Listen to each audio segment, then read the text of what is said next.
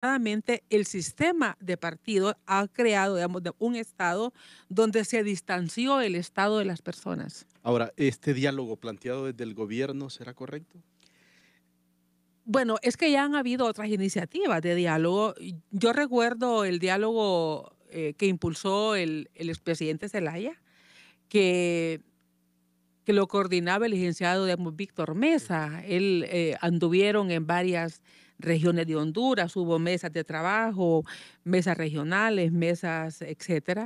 Luego, después, del golpe fue igual, ahí el diálogo se volvía más que necesario. Esta sería la, digamos, la tercera iniciativa. En realidad, el diálogo yo valoro que es necesario, o sea, no hay forma de que no El hablen los problema es que lo que políticos. hemos tenido aquí en Honduras son No monólogos. hay Los no hay gobiernos forma solo invitan a gente afines a no ellos. hay no hay forma de que los políticos no hablen. ¿Cómo no van a hablar si gobiernan? Si han gobernado. Pero bueno, es necesario. Yo creo que va a depender de los actores, de los interlocutores y de los temas. Don Adolfo Facusé, desde la visión del sector privado, puede hacer sus valoraciones y cualquier acotación a lo que ya ha expuesto la rectora universitaria. Gracias. Bueno, en realidad yo coincido mucho con lo que dice doña Julieta, solo que me voy un poquito más atrás. Fíjese que yo he llegado a la conclusión de que el problema es de origen, es de nacimiento. Este país nació bajo una cruenta conquista. No fue colonizado, fue conquistado por lo peor que había en ese momento en España, que vinieron aquí a robarse el oro y la plata y a usar de bestia de carga a los indios. Quedaron cientos de años mandando con ese modelo.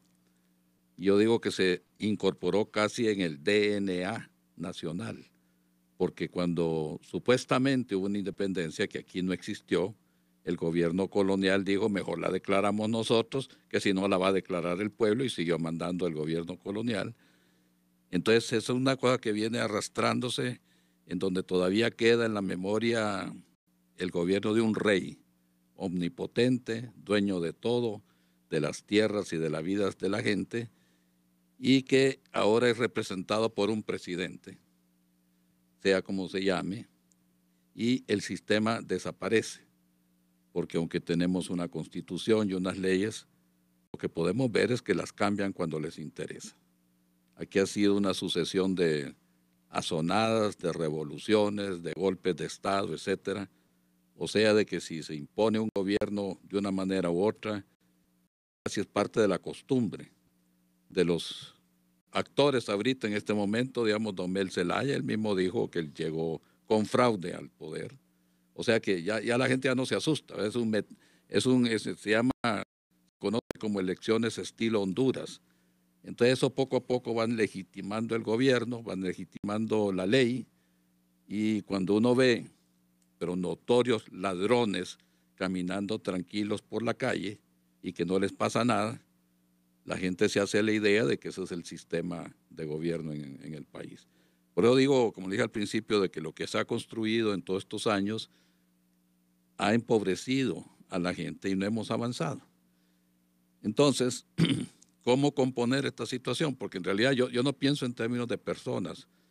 Es decir, una vez da un golpe militar, estuvimos 19 años bajo mandato militar absoluto, otra vez dan golpe de Estado y se manda para Costa Rica al fulano. Ahorita para mí es un golpe a la Constitución, pero igual seguimos.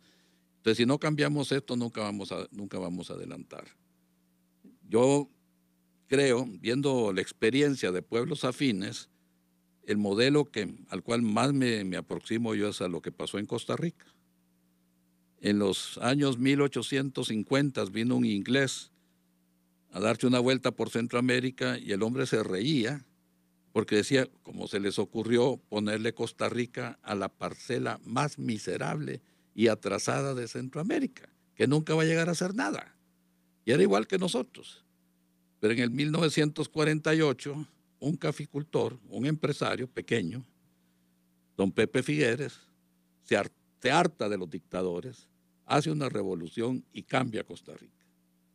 Mire que comenzó por volarse el ejército.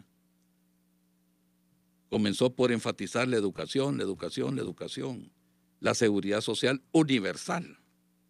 Yo era un cipote cuando fuimos a pasar vacaciones a Costa Rica con mi abuelita y mis hermanos, y ahí nos dimos cuenta que el Seguro Social de Costa Rica abarcaba a todo mundo, inclusive a los turistas. Y mi abuelita preguntó que si me podían atender a mí porque yo sufría de las amígdalas. Dijeron que sí. Al día siguiente me llevaron al Seguro Social de Costa Rica. Esto hace 65 años. Inmediatamente me atendió. No es como aquí que le dan cita a uno para marzo y abril del próximo año. Inmediatamente me atendió un doctor, me vio las amígdalas, le dijo, sí, cómo no. Y a los 3 días me operaron de las amígdalas en Costa Rica. Y no pagué un centavo porque era universal y cubría otro. Eso hace 65 años ya tenían un seguro social universal que atendía a todo mundo. Y nosotros ahorita tenemos un seguro social quebrado, saqueado, al cual están sacando 42 millones de dólares para construir el palacio del gobernante. Entonces hay diferencias, ¿verdad? Allá también tienen una banca estatal de desarrollo y tenían otra serie de cambios. Costa Rica es el país más rico de Honduras, de Centroamérica. De ahí no se han ido 1 millón de personas huyendo a otro país. ¿Por qué? Porque están contentos y viven bien en Costa Rica y hay oportunidades. Y pues nosotros tenemos lo contrario, ¿verdad? ¿Qué modelo plantea entonces para que cambiemos? Bueno, mire, es que aquí, si no hacemos cambios, vamos a seguir en lo mismo. ¿Y por dónde empezar, tu criterio? Pues yo sí creo que hay que darle vuelta a la tortilla, ¿verdad? Es decir, yo en lo que creo, mire, creo en una democracia y en un gobierno ejercido de forma republicana. Democracia le da participación a la gente directamente o a través de sus representantes. Y un sistema republicano divide el poder en 3, en el ejecutivo, en el legislativo y en el judicial. De manera que usted puede tener un presidente que no le guste, pero si hace algo malo, lo topa el Congreso. Y la ley se encarga del Poder Judicial. Pero aquí están corrompidos los 3 poderes. Usted tiene un expresidente que los cachiros acusan de haber recibido $500,000 de soborno y al cual le dio ese gobierno 28 contratos. O sea, tenemos un gobierno que negocia y le da contratos a los narcotraficantes, según declaró el cachiro en Nueva York. Tiene un Congreso en donde, independientemente de qué partido son, mire, como le voy a decir, a mí un señor, más bien un viejito me dijo, cuando andaba yo en campaña como para la diputación, mire, don Adolfo, usted no va a llegar al Congreso. Le dije, ¿por qué no voy a llegar? Bueno, digamos que usted llega al Congreso y vienen con una ley. Usted la va a leer, ¿verdad? Pues le digo, pues claro que la tengo que leer, porque yo no estoy en el Congreso para eso, ¿verdad? Ajá, me dice, y si usted ve algo ahí que no le parece, ¿usted va a protestar? Pues claro que me voy a oponer, especialmente si le causa un daño al país. Ah, dice, usted no llega a las calificaciones. Le digo, ¿cuáles son las calificaciones? Como dice usted. Bueno, son 2, dice. Una es levantar la mano y la otra es extender la mano. Levantar la mano para votar que está de acuerdo y extender la mano para que le den lo que le iban a dar. Eso, así es la imagen que tiene el pueblo, ¿eh?, de lo que es el Congreso Nacional. Y el Poder Judicial, fíjese que aquí apelamos a la OEA para poner una maxi encargada de componer poderes. Entonces yo creo, miren, después del último gran crisis que tuvimos, la del 2009, vino el doctor Stein, que mencionó doña Julieta, encabezando una comisión de la verdad y la reconciliación. Y usted recuerda, Julieta, cómo nos reunimos toda la sociedad civil para discutir las propuestas que hacían ellos y se llegó a una serie de reformas que habían que hacer ineludiblemente. Una de esas reformas, por ejemplo, era que el Tribunal Supremo Electoral no debía estar integrado por partidos políticos. Un tribunal está integrado por jueces lo más independientes posible de cuestiones partidistas o personales. Si hoy hubiéramos tenido un Tribunal Supremo Electoral integrado, como decía la Comisión de la Verdad y la Reconciliación, no hubiera habido problema con esta elección porque hubiera tenido credibilidad. Pero cuando son los partidos los que mandan y mandan en función de ellos, nadie le cree. Aunque sea verdad, aunque sea mentira, nadie le cree. Entonces, yo creo de que, es decir, si hay diálogo y si hace un diálogo de verdad, debemos enfocar en cómo implementamos, ya no nos inventemos, cómo implementamos las reformas que se han sugerido en distintos tiempos para cambiar la naturaleza del poder, para que no sirva para que llegue ahí el más audaz a robarse lo que haya y que lo que produzca el gobierno es en beneficio de todos.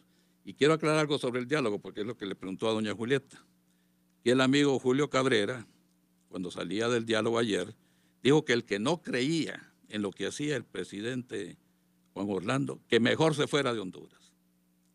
Pues yo no creo que esa es la visión.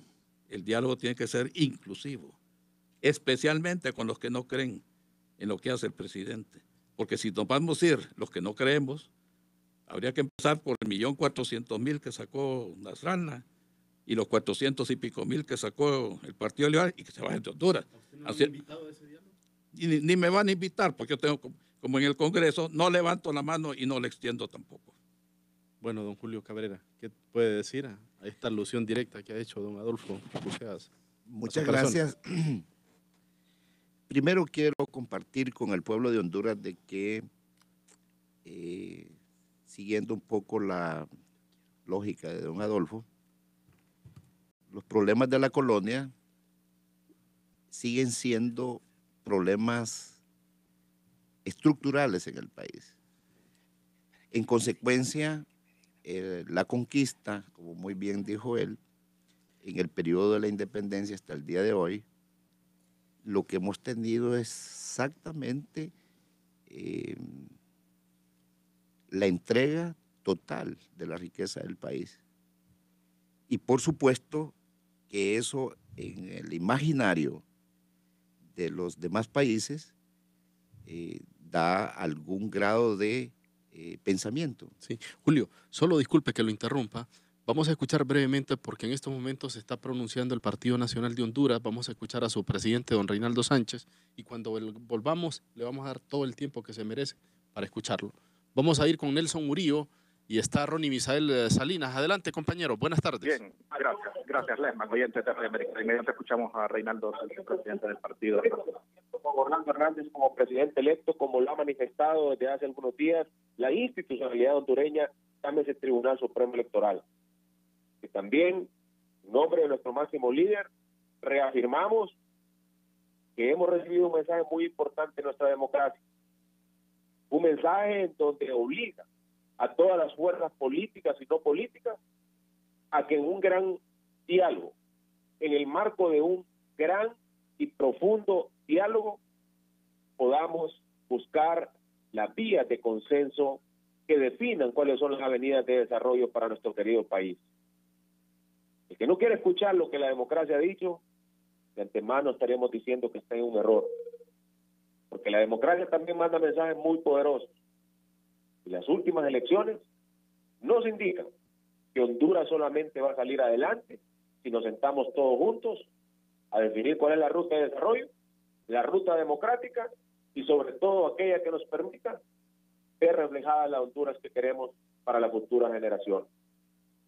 Queremos aprovechar para recordarles también que de las decisiones responsables o irresponsables que se tomen, va a depender también el futuro de nuestros hijos, de los hijos de nuestros hijos y de miles de generaciones que van a escuchar las historias de las decisiones que tomaron en el año 2017 y que marcarán también el futuro de nuestro país.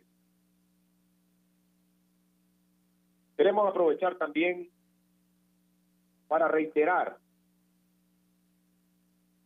el llamado a ese gran diálogo nacional que ha hecho como presidente de la República Juan Orlando Hernández.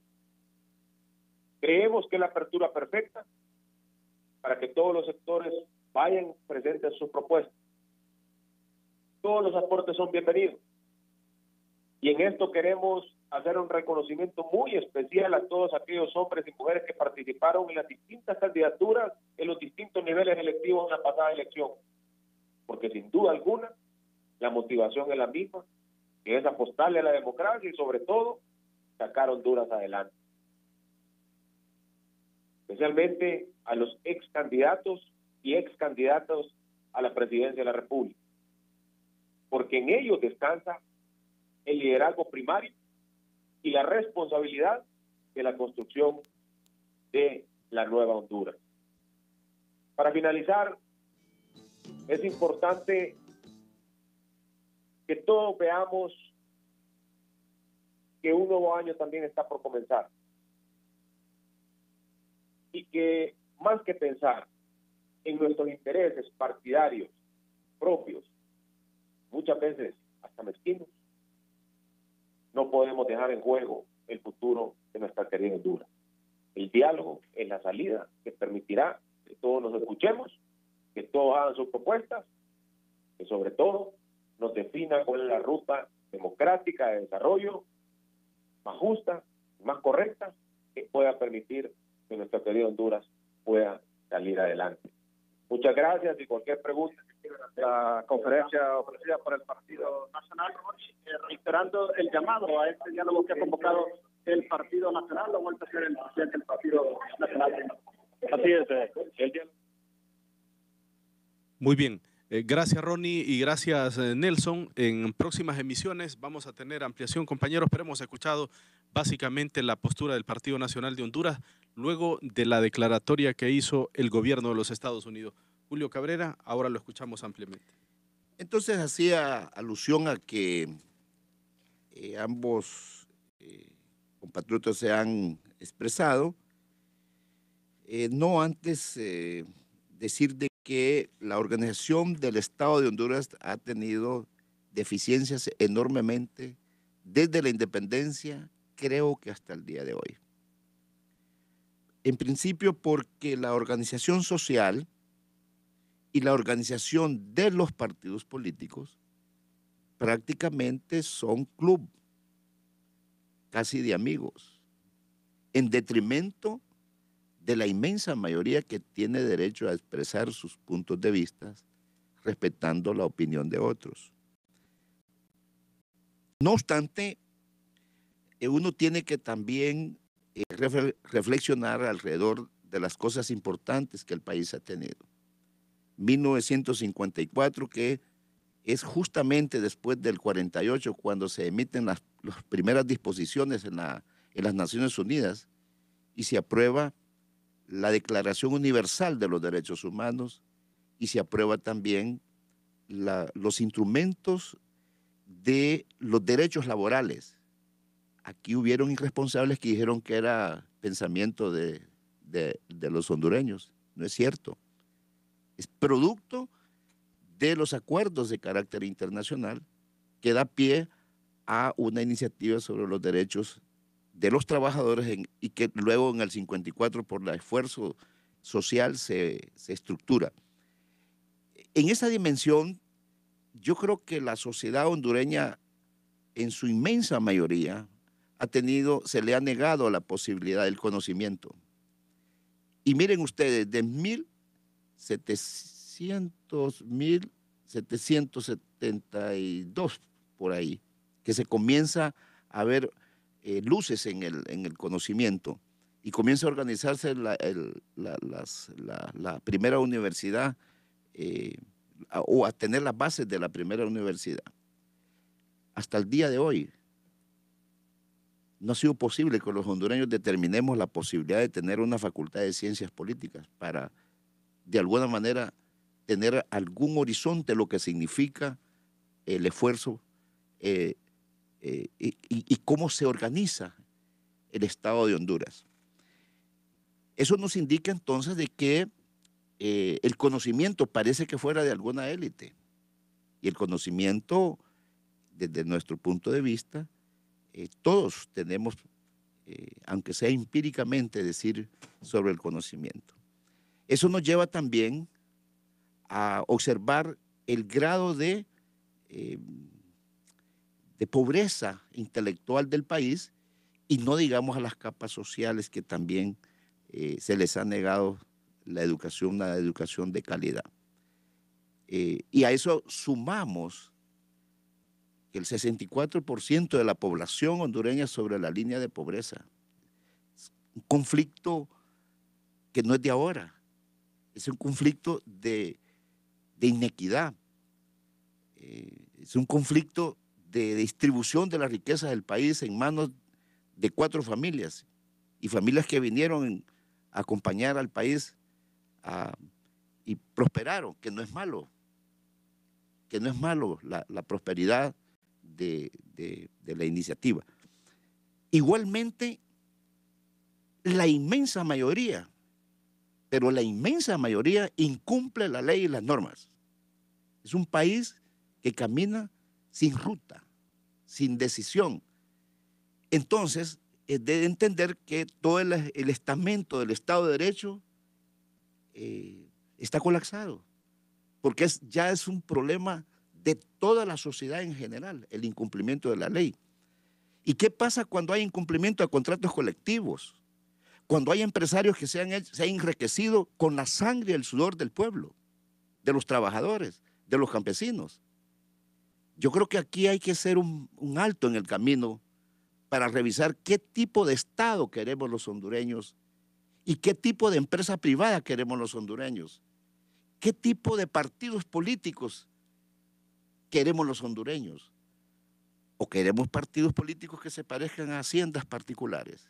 Cuando el poder, cuando uno revisa la normativa, la conformación de un partido político está sujeto a la Constitución en su artículo 47, que dice claramente: los partidos políticos legalmente inscritos son instituciones de derecho público. ¿Y eso qué quiere decir? Que están sujetos a lo que dicen los ciudadanos que forman parte de ese partido. Pero vuelvo a la pregunta, al cumplimiento de la ley. ¿Cuántos hondureños nos sujetamos a la ley? Casi nadie. Ese es un problema de fondo que hay que revisarlo para ver si queremos vivir en la barbarie. Nosotros nos preguntamos, ¿cómo es posible que en el pleno siglo XXI todavía no tengamos nosotros la posibilidad de entendernos entre los hondureños? Dice don Fito que ese diálogo tiene que ser inclusivo. Me voy a referir un poquito más adelante porque estoy de acuerdo en el sentido que han habido bastantes iniciativas de conversación de los hondureños, pero que muchas veces esas iniciativas se han quedado en los papeles y muy poco lo que se ha podido construir. Desde el inicio de esta cinturia, vamos a llamarla, del 80 para acá, se han venido haciendo conversaciones alrededor de los inmensos problemas del país, arreglos, acuerdos, pactos, pero igual casi se ven desde lo que piensa un hacendado, como que Honduras fuera una hacienda particular. Honduras le pertenece a una sociedad en general, en el cual su participación está consignada en los instrumentos de carácter internacional y están consignados en los derechos de los ciudadanos. El derecho de asociarse, de organizarse, el derecho de pensar, el derecho de tener diferencias, el derecho de tener una religión, el derecho de... Es decir, hay una gama de derechos que han sido también vulnerados. Y tengo la impresión inclusive que hemos sido tan especiales que hasta el derecho internacional hemos pasado de lado esa realidad. A mí me parece que estamos en una etapa muy compleja, muy delicada, donde sin duda alguna hay una nueva sociedad en el país, nos guste o no nos guste. Me refiero a lo que se está construyendo una sociedad mal o bien tecnológica. Herramientas tecnológicas que hoy aproxima a los ciudadanos mediante las herramientas de las tecnologías de la comunicación e información. Eso significa entonces que hoy el mandato piramidal está en juego. Hoy usted se aproxima en segundos con el mundo entero. Entonces, si eso está aconteciendo, el impacto es mayor en los partidos políticos, en las organizaciones, en la academia, en las empresas, en el empresariado en general. Para nadie es un secreto que hoy asistimos a una globalización en la cual los hondureños todavía estamos en la cola en la brecha digital. Ese es un problema que hay que abordarlo con algún grado de seriedad y de responsabilidad. Por supuesto que las organizaciones de la sociedad civil y las organizaciones, toda la estructura organizacional del país, con mucha preocupación les digo, está colapsada. Partidos políticos, gremios, organizaciones profesionales, La academia está en crisis porque hay un cambio de paradigma en ¿Cuál el es su mundo. planteamiento a ese colapso del Estado de Derecho que usted plantea en su exposición, don Julio? Mire, yo creo que tenemos que ser realistas. ¿Dónde está el mejor recurso humano para poder entonces encontrar dentro de nuestras propias posibilidades la construcción de un nuevo Estado? No hay posibilidad. Nadie cumple la Constitución. Nadie cumple las normas laborales. Nadie cumple los derechos. Estamos en una circunstancia muy dramática. ¿Debemos reformarla o hacer una nueva constitución, a su criterio? Yo creo que la reforma debe estar en los ciudadanos, en los hombres y mujeres. Mire usted, por ejemplo, Inglaterra no tiene una declaración, solo tiene una declaración, no tiene una constitución. Y me parece que en esta búsqueda de soluciones, me parece que hay que apelar al conocimiento mínimo que tenemos para buscar algunas alternativas que le permitan. Por ejemplo, se me ocurre la necesidad de que firmemos un pacto todos los hondureños por el cumplimiento de la ley, por ejemplo. Eso sería un escenario, y todos vigilantes del cumplimiento de la ley. Aquí usted puede ver, fíjese usted, en lo que corresponde a los recursos de todos los hondureños, un poco la línea de la corrupción. Nadie dice nada, salvo un poco lo que ahora mismo ha estado expresando la MASI, pero como decía la doctora, hemos vivido en la impunidad. ¿Qué hacer frente a eso? Yo no tengo ninguna duda que el esquema que han seguido es un esquema también agotado. No es cierto que la construcción del Estado, si los mismos partidos políticos no logran buscar, porque aquí también hay que diferenciar, una cosa son instituciones partidarias, otra cosa es la sociedad política en general del país. En ese sentido, yo creo que sí hay que explorar la posibilidad de ir hacia la construcción de nuevos pactos sociales que nos permitan buscar soluciones frente a un tema que es un tema global. ¿Cómo vamos a poder construir? Y este no solo es el problema de Honduras, este es un problema global y como tal hay que enfrentarlo los hondureños de una u otra manera, aún con las deficiencias. Y decía hay un principio, en el consenso de los ciudadanos está la sabiduría. Y creo que por ahí podremos encontrar. Pero en principio yo creo que es necesario sentarse a conversar e ir hacia la construcción de algunos pactos que nos permitan la gobernabilidad del país. No hay otra salida. Si nadie quiere cumplir esta Constitución, pues hombre, ahí estamos a filo de la barbarie. Y finalmente decirle a Fito, me refería a Fito a los que no quieren Honduras. Hay gente que está emocionada con el modelo del socialismo del siglo XXI. Yo creo que Maduro hizo un llamamiento a todos los que quisieran ir a Venezuela. A eso me refería. Porque quien denigra su país, quien desconoce su país, yo creo que en definitiva tiene la libertad de buscar hacia dónde puede encontrar mejores derroteros de vida. A eso me refería, porque este país debemos de quererlo todo. Y a mí me encantó muchísimo una declaración de Víctor Bendec, del señor Bendec de Progreso, en el cual se sentía orgulloso de formar parte del país. A eso me refería, no a otra cosa. Sí, don Víctor. Don Juan Bendec. Juan Bendec. Me encantó esa declaración. Víctor Bendec es el propietario de Hondurred. Creo que hacia eso debemos de apuntar.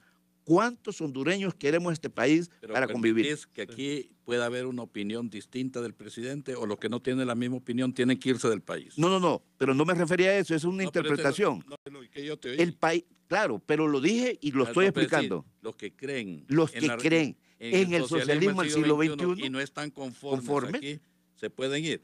Pero yo no creo en el socialismo del siglo XXI y no estoy de acuerdo con algunas cosas que hace el presidente. Entonces yo me tengo que ir. No, pero yo no me refiero a eso. Quiero estar claro. ¿eh? No me refiero a eso. Voy a terciar entre ustedes. No me refiero a eso. De acuerdo. Voy a terciar entre ustedes. Es que mira, en una sociedad libre, vos tenés el derecho de estar en desacuerdo y poder discutir. Pues si no me parece esto, mi idea es otra. Digamos, yo no estoy de acuerdo con el rompimiento de la Constitución para reelegirse. Yo no estoy de acuerdo. Yo no estoy de acuerdo con que ande un expresidente tranquilo por la calle habiéndose hueveado $500,000 con los cachitos. Yo no estoy de acuerdo y que aquí no hay ley que lo castigue. Yo no estoy de acuerdo con eso. Bueno, pero eso es una... Entonces, que me tengo que ir del país porque no estoy de acuerdo con No la estoy papada. diciendo eso. Bueno, Pitu. okay. No estoy, okay. No estoy Pero diciendo yo eso. Y creo que además, los ese es dos un se han tema que ido- podemos conversarlo. No, bacán. Podemos conversar. No, ya está claro, Si porque el país si es libre. Si es democracia. Y, por Y eso la tenés libertad, por eso estoy diciendo por eso que la tenés- libertad mira, es por eso- básica. Por eso es que tenés elecciones, porque unos quieren uno, otros quieren otro. Eso es lo que es democracia. Fito, Mire, escuchamos a la rectora. los estados avanzaron a construir normas aceptadas de relaciones y convivencias y resolver los conflictos. Y eso es la ley, es la ley. Yo creo que no todas las leyes nos gustan, pero son las leyes. Ni todos los presidentes estamos de acuerdo con todo lo que hace y nunca vamos a estar de acuerdo con todo lo que hacen los presidentes. Tal vez coincidimos con unos en unas cosas y nos gusta de otros los que hacen otros. Y en eso yo creo que los que no tenemos partido político somos capaces de ver con objetividad cosas que nos parecen que han sido importantes. Para el caso, a mí, yo celebré mucho cuando se crea el Ministerio Público y lo crea el presidente Callejas. A mí me pareció realmente importante cuando el presidente Reina hizo un enorme esfuerzo por la redefinición de relaciones, digamos, civiles militares. Yo estoy de acuerdo con que hoy se combate el crimen organizado. Entonces, en ese sentido, uno siempre encuentra en un gobierno algún elemento que aprueba y encuentra uno o muchos otros que no aprueba. Pero eso mismo, yo creo que ni la familia de uno está de acuerdo con lo que uno hace, porque en la familia encontramos personas que piensan diferente. Y los que estamos en un cargo, los que hemos tenido un cargo, igual tomamos decisiones que no todos entienden y no todos aceptan, pero hay que tomar decisiones. Y yo creo que siempre y cuando las decisiones sean enmarcadas en ley, ahí no hay problema. Yo creo que el Estado, y con todos sus problemas, funciona excepto cuando las crisis asoman y se desarrollan. Y ahí vemos que el Estado no tiene institucionalidad para resolver las crisis. Esta crisis política que hoy tenemos, ¿quién debe ser la institución que tuvo que evitarla, que tuvo que enfrentarla y que resolverla? El Tribunal Supremo Electoral. Pero el Tribunal Supremo Electoral desde ese año se está pidiendo que sea diferente. Sin embargo, la clase política toda, Ahí no salva ninguno. no se salva ninguno, ni libre se salva. Se tiran la pelota. Sí, es que miren, no toman las decisiones cuando están en el poder. Entonces, ¿por qué cuando están en el poder no toman las decisiones? Porque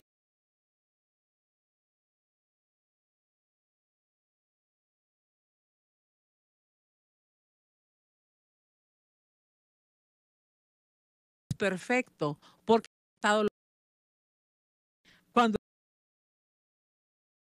el Estado es imperfecto.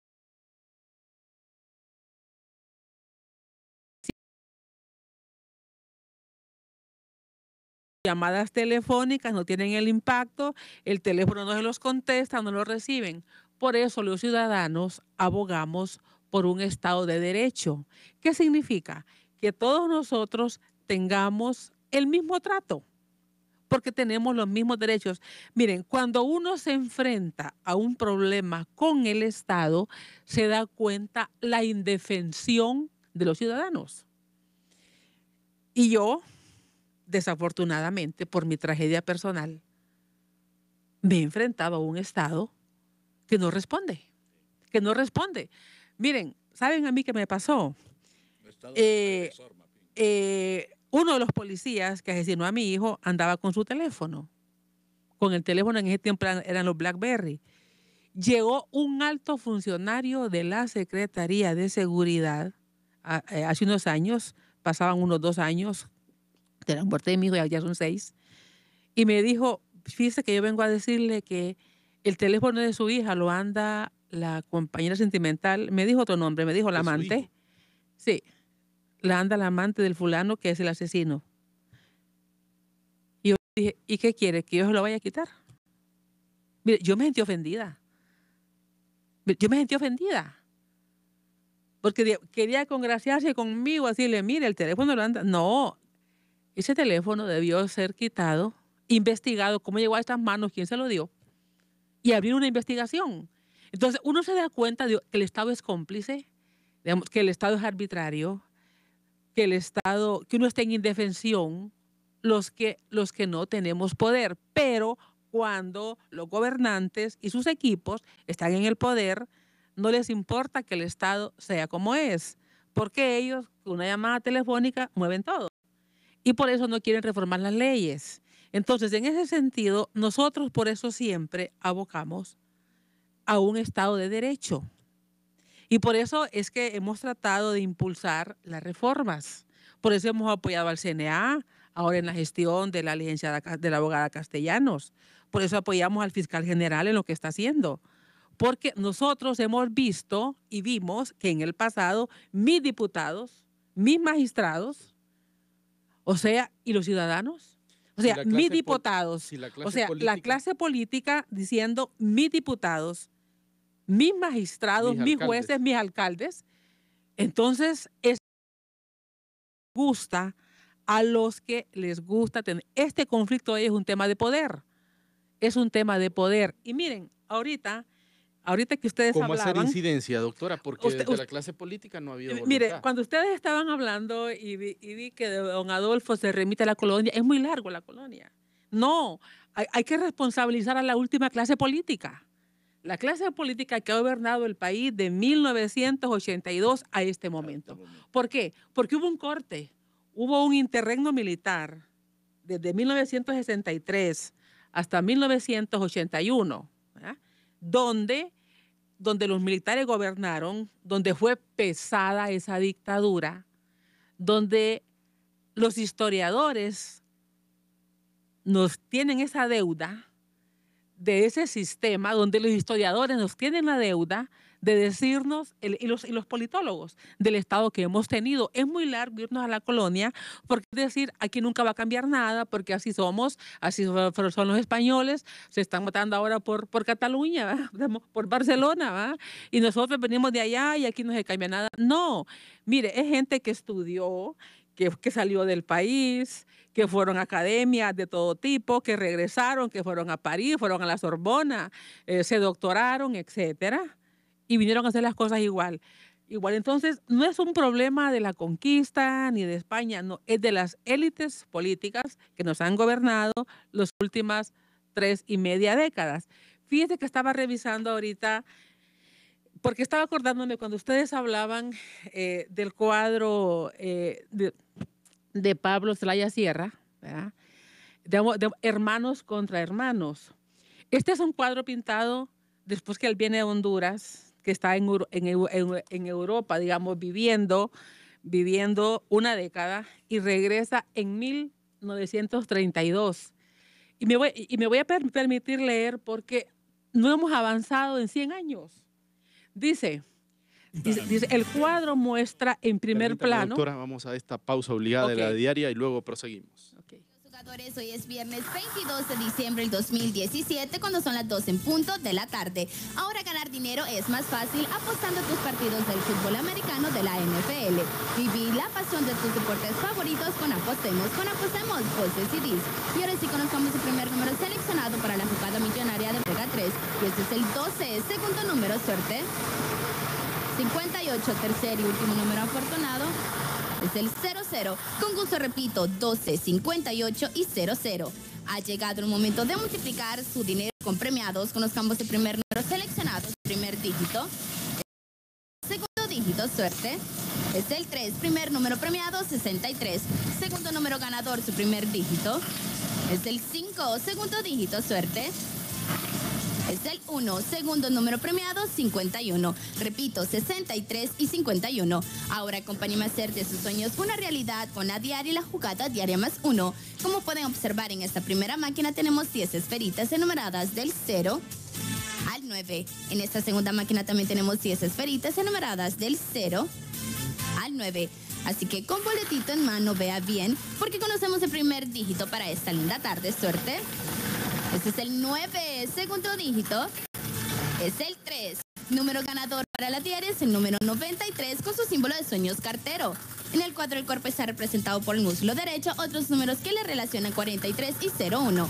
Conozcamos el número afortunado para la jugada diaria más 1. Y este es el 3. Repito, el número ganador para la diaria es el número 93 cartero y para la jugada diaria más 1, 93 más 3. Muchas felicidades, Loto, te cambia la vida. Muy buenas tardes. Las Esferitas de la Esperanza presentaron el sorteo Loto. 95 20 20 80 para informar y saludar. Radio América está en WhatsApp. Tu voz se escucha, es importante. No dudes más que Radio América lo hará. 95 20 20 80 Radio América. Comunícate con nosotros. Radio América.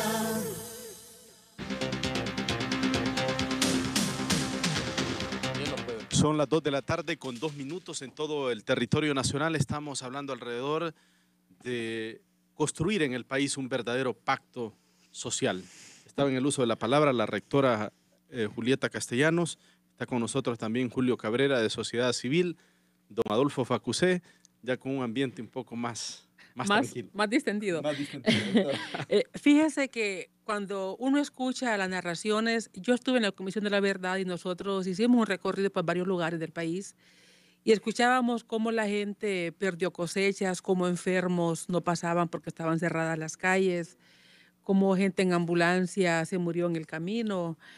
Digamos, recuerdo un testimonio en Ocotepeque de un hombre que fue tan conmovedor, porque dijo algo como que, mire, dijo, si nos ponen desnudos en una mesa a un rico y a un millonario, y a un pobre, ya muertos, y nos abren la panza, por dentro tenemos lo mismo. La diferencia es cuando nos visten. ¿Por qué nos han hecho esto? ¿Por qué la clase política no se puso de acuerdo y evitó que esto pasara? Y el hombre lloró. Era un hombre joven, unos 43 años. Mire, ahí uno se da por qué esta gente se quedó con producción en las fronteras, no pudo salir, se les pudrió la verdura, las frutas, comidas perecederas. ¿Por qué en Tegucigalpa? Y decían, ¿por qué en Tegucigalpa? ¿Por qué todo el problema se remitía? ¿Por qué en Tegucigalpa no hicieron tal cosa? ¿Por qué en Tegucigalpa? Y cuando uno escucha ahora los testimonios de la gente que lo que está viviendo, ayer una persona que venía de Tocoa para Ceiba estuvo 3 días en el camino y pagó 6,000 lempiras. Ella es profesional de universitaria, tiene un empleo universitario, pagó 6,000 lempiras. Unos turistas costarricenses, hijos de un amigo, que venían a la boda de su cuñada, Sí. se quedaron 2 días entre Tela y Progreso.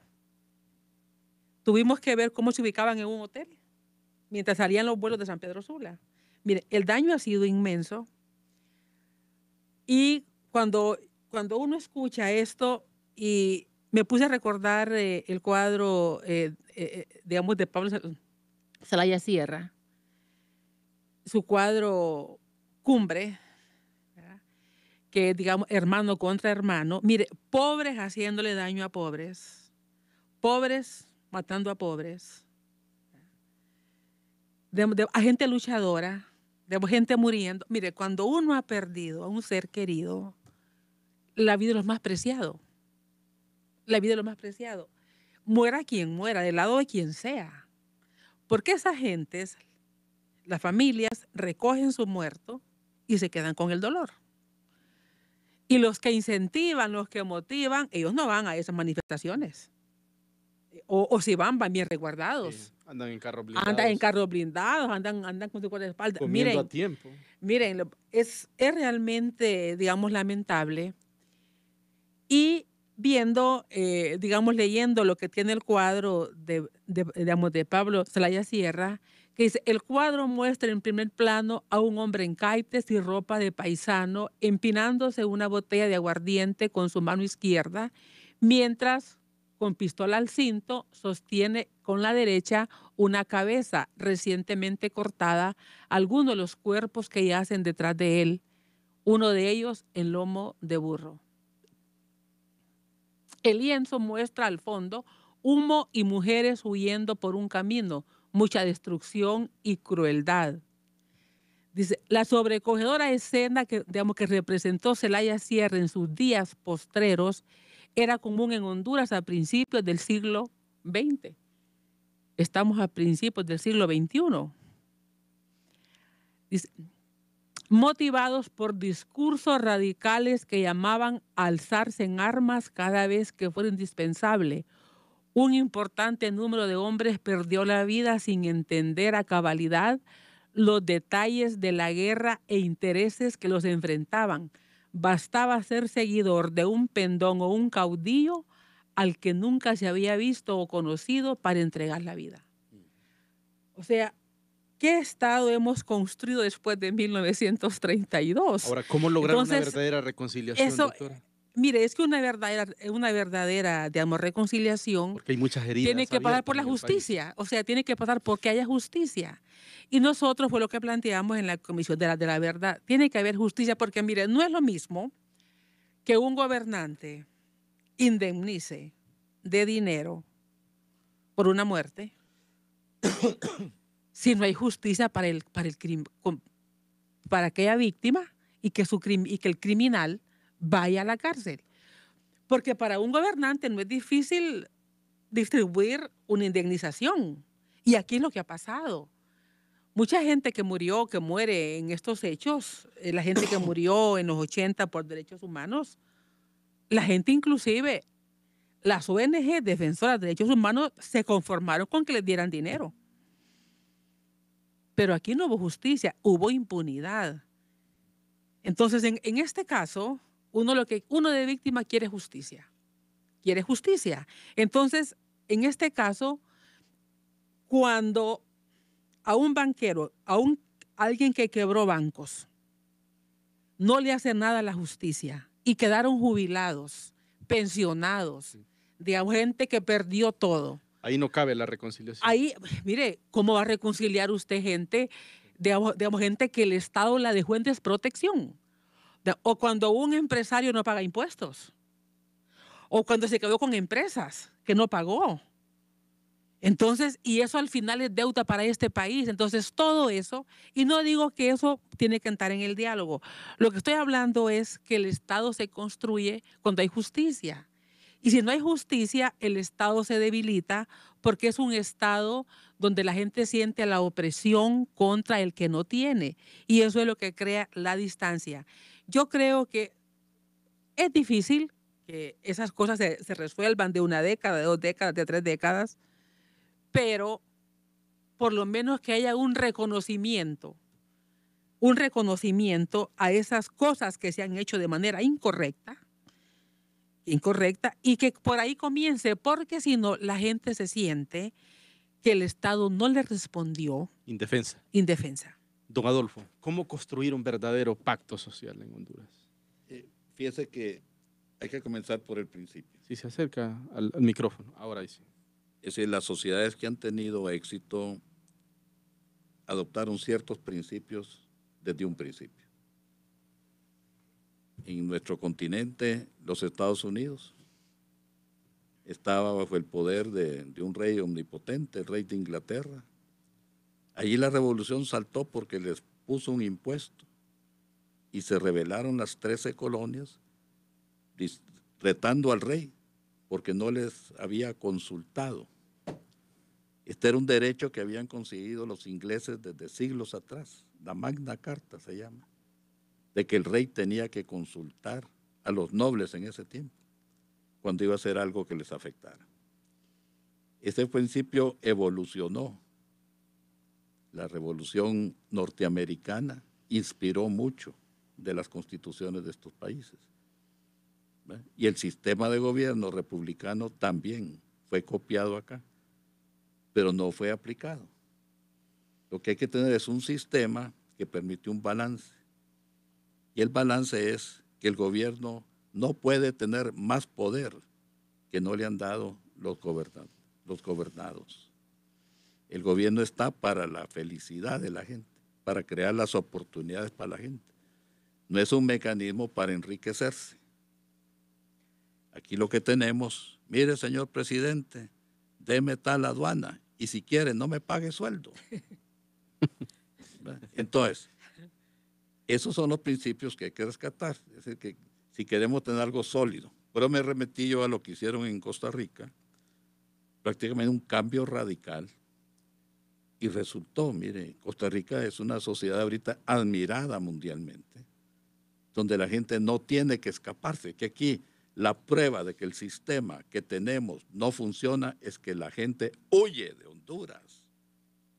La gente se va de este país porque no hay oportunidades. Y el problema se agrava porque este sistema político ya colapsó. Ya no existe el sistema bipartidista. Ya no existe. Como no daban opción, se fueron creando nuevas organizaciones y les han estado tratando de cortar su vida. El PAC, con toda la desorganización y todo, era un llamado contra la corrupción. Un movimiento que jaló a la juventud de Honduras, que no se ve ubicada en nada. Entonces, ¿cómo se llama? El país tiene que ser un país de oportunidades. Aquí, ¿qué oportunidad va a tener un pobre que agarra, digamos, sus ahorros, sus prestaciones, lo que sea, y pone una pulpería y lo extorsionan en la mañana por un lado y en la tarde por el de los impuestos por otro? Y se requieren 174 requisitos para que pueda operar legalmente. Es un gobierno de obstáculos, no es un gobierno de oportunidades. Cuando el poder se concentra, ya lo dijo bien un filósofo, el poder absoluto corrompe absolutamente. Entonces ahí vamos a los fenómenos de los que habla doña Julieta. Es decir, los que causan profundo dolor porque es la pérdida de un ser amado y que no reciben los castigos, ¿verdad? Que eso no lo van a resolver regalando pisto, porque el gobierno no nos protege, ni siquiera del mismo gobierno, porque el principal ofensor aquí de la población hondureña es el mismo gobierno. Es un gobierno que se apropia de la mitad casi de lo que produce todo este país, que le quita a la población y no le devuelve la seguridad y la tranquilidad que se merece. Entonces, tiene que haber un cambio radical, ¿verdad? Ahora, aquí yo a veces pienso, decir, lamentablemente casi siempre hemos sido gobernados por abogados. Y el abogado cree que si emite una ley, ya estuvo. Es como decir, artículo único, se ordena que Honduras se desarrolle, artículo 2, cúmplase, y firma el presidente y ya estuvo. Para comenzar, las leyes aquí no se discuten abiertamente. Han habido sesiones del Congreso Nacional donde en una noche se aprueban 50, 60 y 70 leyes que nadie ni siquiera ha leído, y que en el camino a la Gaceta se transforman las leyes. Ni siquiera lo que aprueban los diputados son respetados. Es decir, tiene que haber verdaderamente un diálogo, y el diálogo es más importante que sea entre todos, que les interesa que este país salga del hoyo, y no solamente de los que están de acuerdo con el gobierno de turno. Como digo, yo no tengo problema con el que sea, si hay un sistema que limita los abusos. Es decir, podemos tener un buen presidente y confiar que un Congreso lo va a apoyar y lo va a... ¿Es partidario de una Asamblea Nacional Constituyente? Fíjense que yo creo que la situación amerita, pero con ciertas normas, y la norma es decir, aquí ya no es cuestión de discutir tanto. Doña Julieta le ha dicho, ella formó parte de la Comisión de la Verdad y Reconciliación, y hemos discutido a nivel de la sociedad civil un montón de cosas que los políticos no han querido implementar, y lo dijo muy bien. ¿Es momento entonces oportuno yo creo que sí. estamos viviendo? Ahora, allí tenemos que ir todos como iguales. No puede ser que el que rompe la ley convoque a discutir con los que han roto la ley en su contra. Tiene que ser la sociedad civil la que se reúna. O sea, el presidente debe hacerse a un lado. Debe ser, porque él es parte, es juez y parte. Parte del conflicto. Una reunión de la sociedad civil donde se diga, esto es lo que queremos, señores políticos. y se fijen allí las cosas, ¿verdad? Claras para todo mundo, porque yo no excluyo a ningún sector, ¿verdad? Todo el mundo tiene su rol que jugar aquí para que esto funcione. Yo ya he estado en diálogos que resolvieron problemas. Cuando el Banana Gate, por ejemplo, el Banana Gate fue un trauma enorme en el país y no se sabía qué hacer. La impunidad, ¿verdad?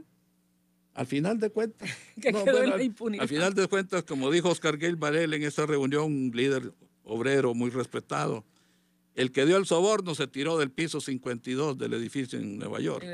Y el que lo recibió, lo destituimos del cargo. O sea, y ahora quedamos nosotros y teníamos que decidir si mandamos a la bananera a la porra. Y se levantó y dijo, es que nosotros somos los trabajadores, los que vamos a quedar en la calle. Es un diálogo de la sociedad civil.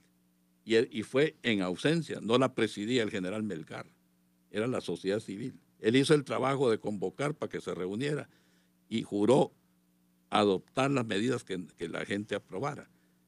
Un diálogo genuino con todos los sectores, en donde los sectores nos comprometemos y obligamos a los políticos a que obedezcan la voz del pueblo. Así es como veo yo la oportunidad Muy de bien. hacer un cambio. Vamos a dar lectura a mensajes que nos están llegando a nuestra plataforma, al WhatsApp, al 95 20 20 80.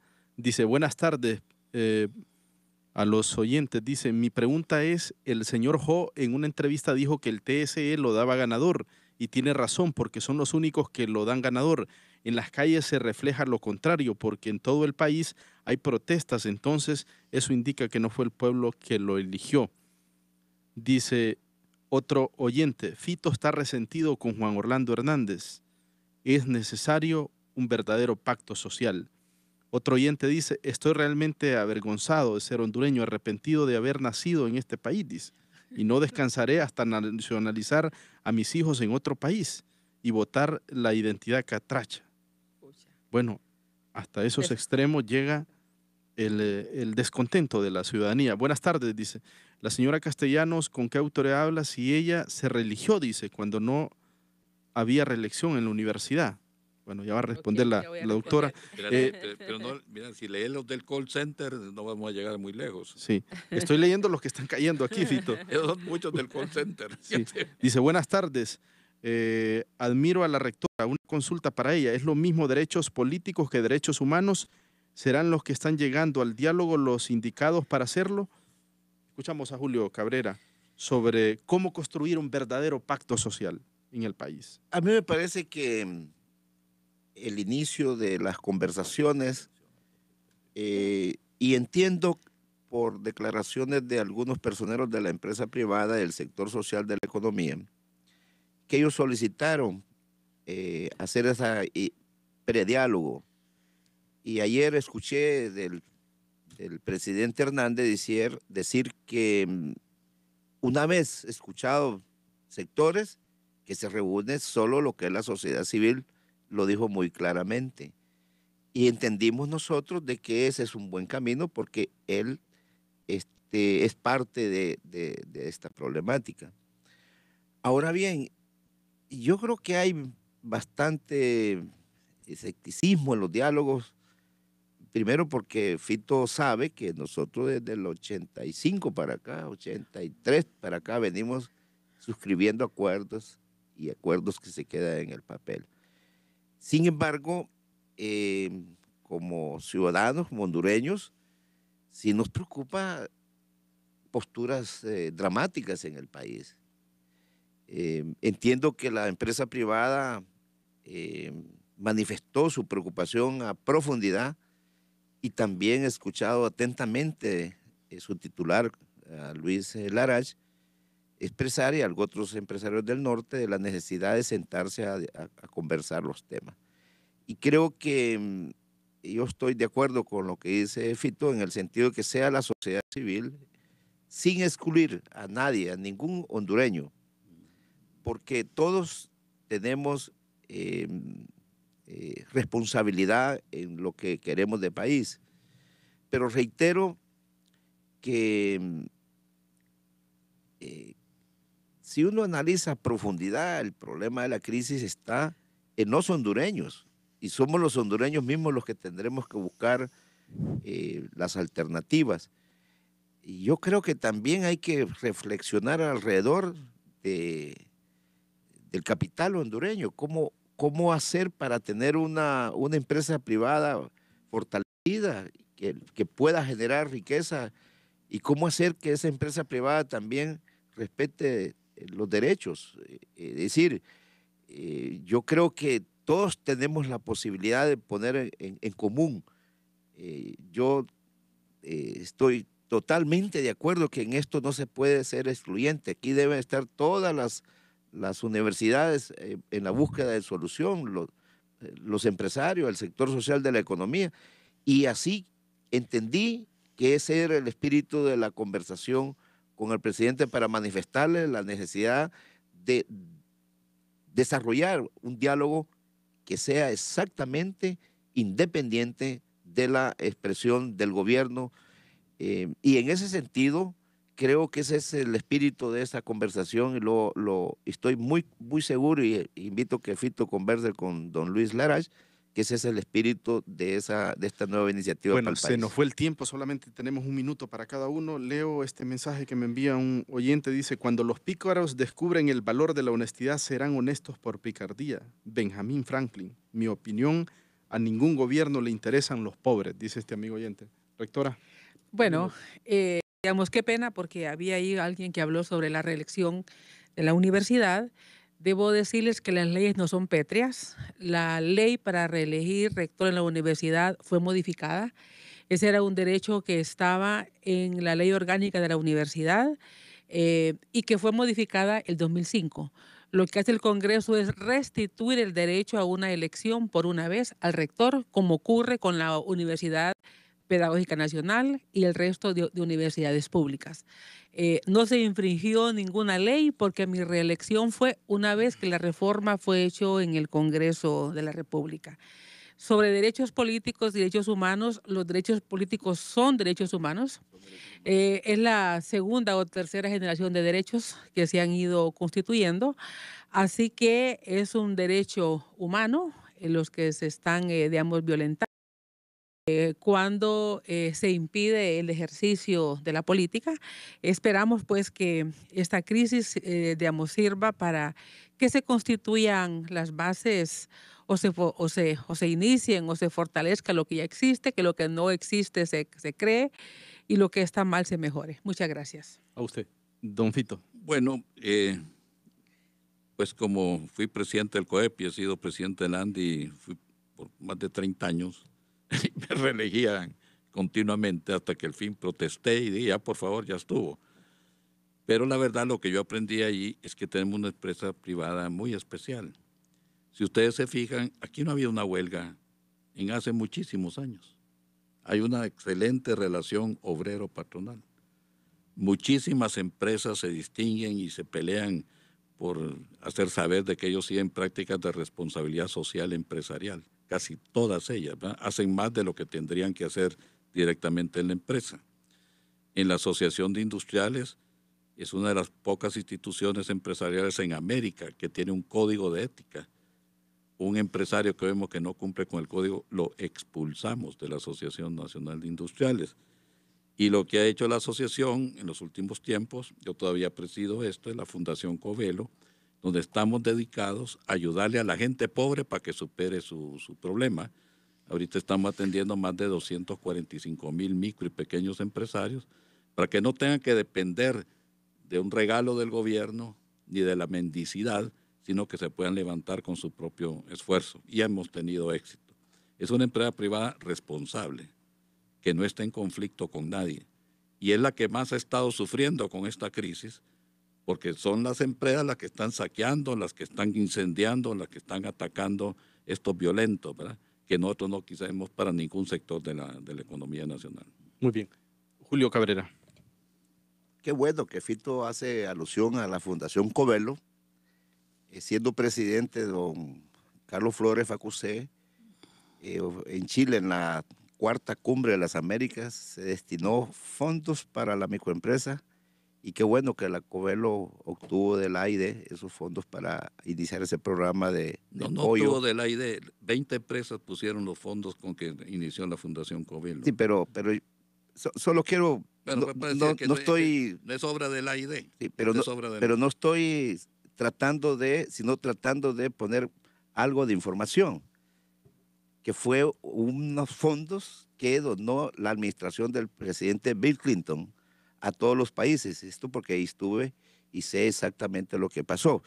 Pero de todas formas, yo creo que sí es importante el esfuerzo de cualquier hondureño en beneficio de los hondureños. No estoy satanizando el esfuerzo, Fito, por favor. Solo estoy diciendo que es importante el esfuerzo que se hace en beneficio de los que tienen mayor dificultad. Reitero la necesidad de seguir conversando. El diálogo es la herramienta más extraordinaria que ha usado la humanidad para resolver sus conflictos. No importa las posturas, puedan ser estas de extrema, pero el diálogo tiene su propio norte. Y por supuesto que los hondureños vamos a seguir apostando a ello. Y reitero la postura del Consejo Hondureño de la Empresa Privada como el Consejo Hondureño del Sector Social de la Economía, más otras organizaciones, de ir buscando soluciones al país junto a la autoridad legalmente constituida o constitucionalmente electa. Por supuesto que eso también tiene que ver con otros sectores que también hay que conversar para ver en qué manera podemos encontrar el rumbo del país. Muchas gracias por habernos invitado. Muy bien, una vez más gracias a nuestros panelistas, a la rectora Julieta Castellanos, a don Adolfo Facusé, a Julio Cabrera de Sociedad Civil. No hay tiempo para más, solamente para decirles gracias. Dios mediante, nos escuchamos el próximo viernes seguramente con otro tema de interés nacional. HRLP Radio América, la voz informativa del pueblo. 99.1 FM, La Ceiba.